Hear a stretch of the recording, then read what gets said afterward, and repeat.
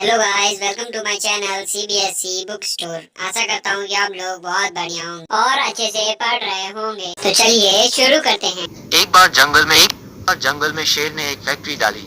उसमें एकमात्र काम करने वाली एक नन्ही चींटी थी जो समय से दफ्तर आती जाती थी और फैक्ट्री का सारा काम बड़ी मेहनत और लगन से अकेले करती थी। शेर का व्यवसाय बहुत ही व्यवस्थित ढंग से चल रहा था और उसे लगातार मुनाफा हो रहा था। एक दिन शेर ने सोचा कि ये अकेली चींटी इतना सुंदर काम कर रही है, अगर इसको किसी विशेषज्ञ के निगरानी में रख दूं तो ये और भी बेहतर काम कर सकती है, जिससे मुनाफा और अधिक बढ़ सकता है। ये ख्याल मन में आते ही शेर ने एक मधुमक्खी को मैनेजर नियुक्त कर दिया। मधुमक्खी को कार्य का बहुत अनुभव था और वह रिपोर्ट्स लिखने में भी बहुत होशियार थी। मधुमक्खी ने शेर से कहा कि सबसे पहले हमें चींटी के काम करने का समय सारिणी बनाना होगा। फिर उसके काम का सारा रिकॉर्ड अच्छी तरह रखने के लिए मुझे एक अलग से सेक्रेटरी चाहिए होगा। शेर ने खरगोश को सेक्रेटरी के रूप में नियुक्त कर दिया। शेर को मधुमक्खी का कार्य पसंद आया। उसने कहा कि चींटी के अब तक पूरे हुए सारे कार्यों की रिपोर्ट दो और जो प्रगति हुई है उसको एक सुंदर ग्राफ बनाकर निर्देशित करो। मधुमक्खी ने कहा ठीक है, मगर मुझे इसके लिए कंप्यूटर, लेजर प्रिंटर और प्रोजेक्टर चाहिए होगा। इस सब के लिए शेर ने एक कंप्यूटर डिपार्टमेंट बना दिया और बिल्ली को वहाँ का सर्वेसवा नियुक्त कर दिया।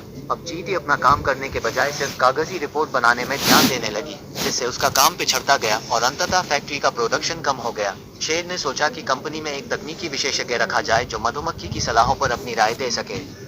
ऐसा सोचकर उसने बंदर को तकनीकी विशेषज्ञ नियुक्त कर दिया। अब चींटी को जो भी काम दिया जाता वो उसको पूरी सामर्थ्य से करने की कोशिश करती, लेकिन ऊपर से अधिक दबाव के कारण अगर काम कभी पूरा नहीं होता तो वह विवश होकर उसको अपूर्ण छोड़कर ही अपने घर चली जाती। शेर को लगातार नुकसान होने लगा तो वह बहुत बेचैन हो था।